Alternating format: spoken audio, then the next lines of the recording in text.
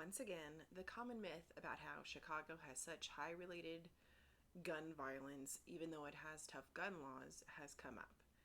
Once again, the old adage that strong gun laws only leave criminals as the ones with gun and urban bloodshed is a Democrat problem, since most big cities tend to have Democratic leaders. So it's time to talk Chicago.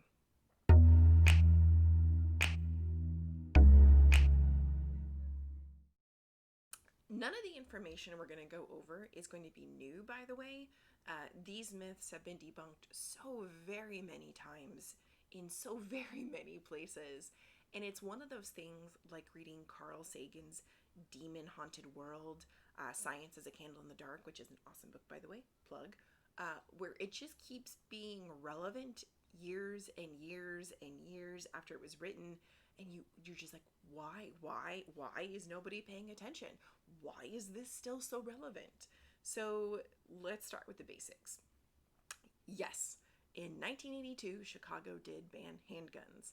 In 2012, nearly 10 years ago by the time of this recording, that ban was nullified. There is no restriction on purchasing multiple guns. There's a lot of restrictions on local jurisdictions, and they're not actually allowed to pass gun violence prevention measures.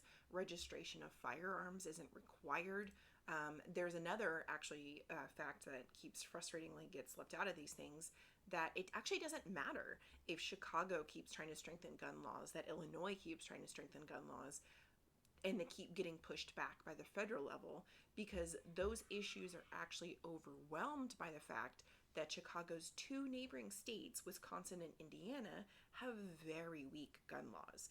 So it's not like there's checkpoints coming into the city, like you go 10 minutes and then you come back in. So even as far back as 2015, there were multiple studies that found over 60% of guns used in Chicago gang-related crimes and over 30% used in non-gang-related crimes were bought in other states, mostly from Indiana. Yes, the same Indiana where Mike Pence, the current vice president of the impeached Trump administration, was the former governor. Indiana, where no permit and no license is required to purchase a gun. So, literally 6 out of 10 guns used in crimes seized in Chicago by the police originated from gun shops outside of Illinois. 20% of guns confiscated in Chicago can be traced to gun shops on the border of Illinois and Indiana, which, as I mentioned earlier, is literally just a short drive from the city. It's not just legally bought guns either. Hundreds of guns are stolen from Illinois gun shops and then are sold on the black market in Chicago. Again, like, it's just an easy drive away. There's no federal gun trafficking law, so it's not like there's like this major thing the FBI is able to get involved in. There was one proposed in 2017, but like many gun violence prevention laws, Republicans in Congress have done not only nothing but pushed really hard against it, and that is a choice that means more Americans will die. So every single year, the number of Americans that die in gun violence grows. Most types of crime have actually gone down during COVID-19, but gun violence unfortunately has gone up, and that's not actually including suicides by gun, which is gun violence.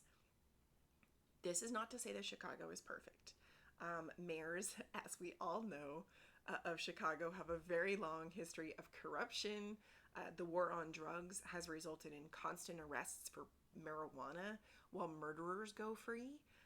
The map of Chicago's 11th police district that the Trace made shows that only eight out of 208 shootings had arrests, while more than a third of all arrests there were for drug possession or purchase, which is the highest share of any district. And perhaps unsurprisingly, the demographic of this area known for high arrests is mostly Black and Latino.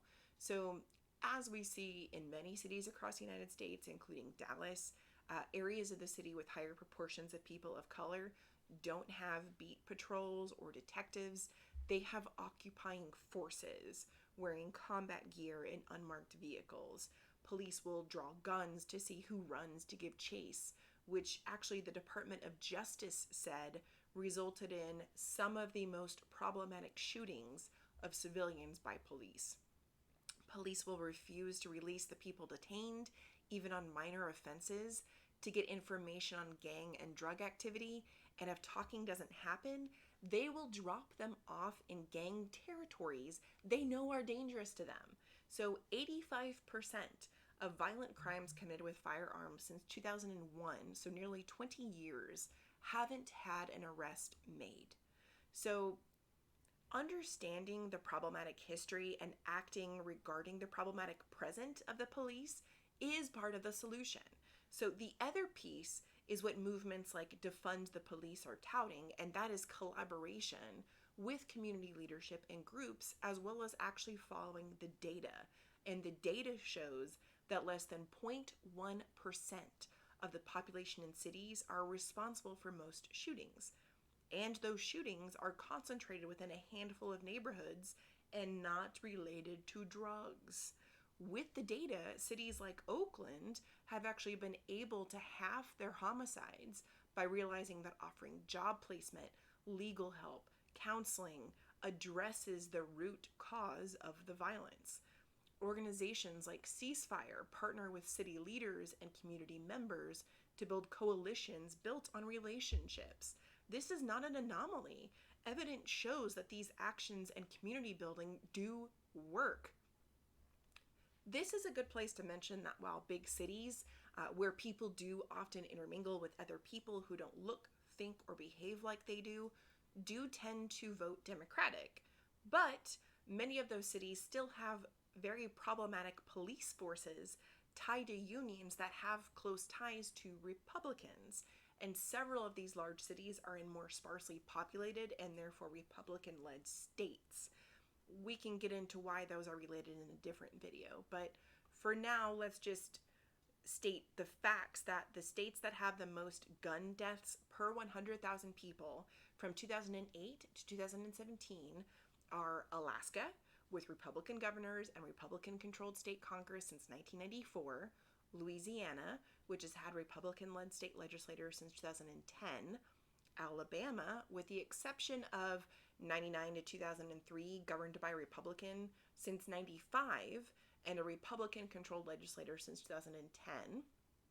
Mississippi, with the exception of 2000 to 2004, has been governed by Republicans since 1992 and under Republican control in other leadership positions and state Congress since 1996. Montana, with the exception of 3 Republican governors totaling about 12 years, has been democratically governed since 1969 and under Republican control of Congress from 94 to 2018, with the exception of 4 years in the middle. So, long story short, states and countries that have gun violence prevention measures have low gun violence. States with lax gun laws have high gun violence. This isn't counterintuitive. We have to follow the data.